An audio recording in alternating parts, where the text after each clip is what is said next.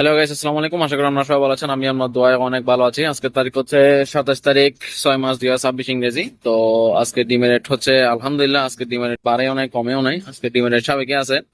তো গতকালকে আমি দুঃখিত, গতকালকে আমি ডিমের রেট দিতে পারি নাই, কারণ একটু সমস্যা ছিল, সেটার জন্য মানে কাজ থেকে আসতে দেরি হয়ে গেছিল, তার জন্য আমি ডিমের রেটটা দিতে পারি নাই।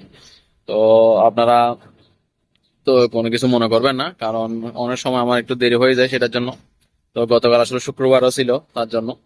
তো আসলে ডিমের রেট, কারণ ইদানিং আপনারা তো সবসময় বলতেছি, এই ইদানিং পর্যন্ত প্রায় 5-6 দিন পর্যন্ত খালি ডিমের রেট সাবেকে যাচ্ছে, কোনো বাড়তেছে না কমতেছে না সেরকম।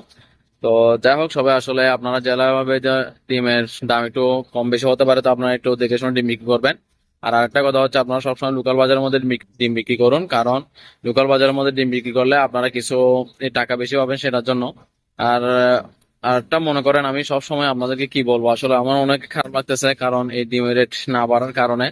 কারণ অনেকে দেখতেছি, এই গতকালকে দেখছিলাম মনে হয় অনেকে খাঁচা মুরগির খাঁচা টাচা মুরগি সবগুলো বিক্রি করে ফেলছে, কারণ মুরগি বলছে আর তুলবে না, এরকম বলতেছে।